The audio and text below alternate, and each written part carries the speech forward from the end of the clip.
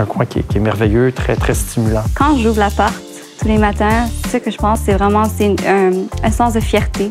Au niveau du travail dans le Vieux-Montréal, ce que j'aime vraiment, c'est vraiment la communauté qui vient nous visiter, s'entraîner, consommer. D'être entouré d'une belle architecture, d'autres magasins de design, c'est très inspirant pour nous. Parce que l'âme d'un quartier passe d'abord par ses gens, le Vieux-Montréal vous présente sa web-série Fabricant d'émotions. Ce que j'aime du Vieux-Montréal, la première chose, c'est le quartier. C'est l'historique du quartier, c'est la beauté, c'est l'art, les personnes, le voisinage. C'est tout ça, c'est toute la communauté ensemble qui rend ça une de mes préférés quartiers à Montréal. La cité du multimédia a vu fleurir nombre d'établissements aussitôt ouverts, aussitôt adoptés. Cafés, boutiques ou salles de sport, chacun est à son X et rayonne dans le quartier. Quand on a visité ce local-là au début, il n'y avait en fait rien du tout. C'était du gravier, il n'y avait pas de mur, il n'y avait pas d'escalier où est-ce qu'on descendait par la ruelle. Donc, c'était assez impressionnant de voir et, sur le coup, décider avec Antoine, OK, c'est ça le local qu'on va prendre parce que ça rentrait vraiment dans notre concept de speakeasy et underground, finalement, où est-ce qu'on vient, on rentre, on franchit la porte, puis on se défoule.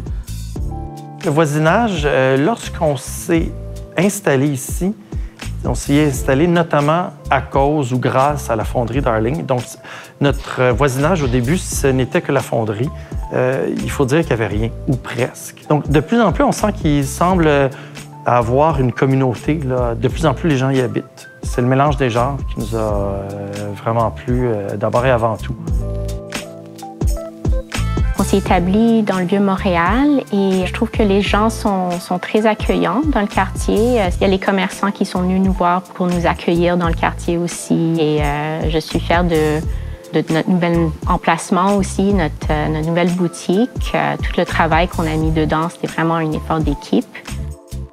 Ce que j'aime le plus, c'est vraiment la façon que c'est une communauté. Puis tu vois que dès la première journée qu'on est rentré, on l'a senti. Dès qu'on a ouvert la porte, il y avait comme une trentaine de personnes qui rentraient juste pour nous accueillir. Fait que ça nous a vraiment fait sentir comme on faisait partie de ça, puis qu'on était ici depuis toujours.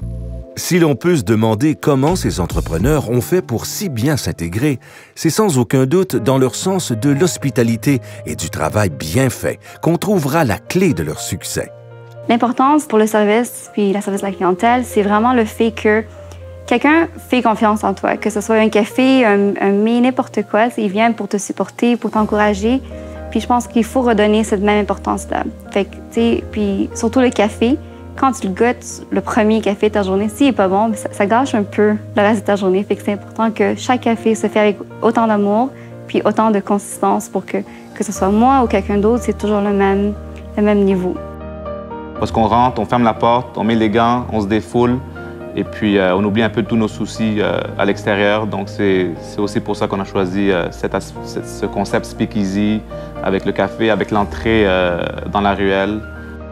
Je viens travailler, mais pas à l'usine. La restauration a ce beau côté où on tente de rendre des gens heureux. Donc, l'accueil, c'est la chose la plus importante. L'accueil, c'est la première chose ressentie quand on ouvre la porte d'un restaurant. Cet aspect-là de prise en charge, qu'est-ce qu'on peut faire pour vous rendre heureux, là, ce côté-là là, de service. Vous allez être bien, vous allez avoir une belle soirée, ça c'est absolument essentiel. Et le merci, comment ça a été, j'espère que vous avez une belle soirée, c'est ce qu'on fait. Au travail, on dit de moi que je suis toujours dévoué à la tâche, dévoué à servir les clients, dévoué à donner le plus que je peux aux clients. Quand j'ouvre la porte ici, je pense, je suis fière de mon père. C'est mon père qui a établi Avant-Scène il y a 25 ans. Je trouve que c'est un endroit qui est quand même inspirant en termes du design. Puis nous, on est une boutique design. Donc, ouais, c'est vraiment une fierté quand j'ouvre la porte. Le Vieux-Montréal est donc toujours là, et les gens du Vieux plus que jamais présents. Alors que les époques se succèdent mais ne se ressemblent pas, notre quartier inspire, respire, mais surtout se tourne vers l'avenir. Fabricant d'émotions, une série originale de la SDC Vieux-Montréal, à retrouver en intégralité sur vieuxmontréal.ca.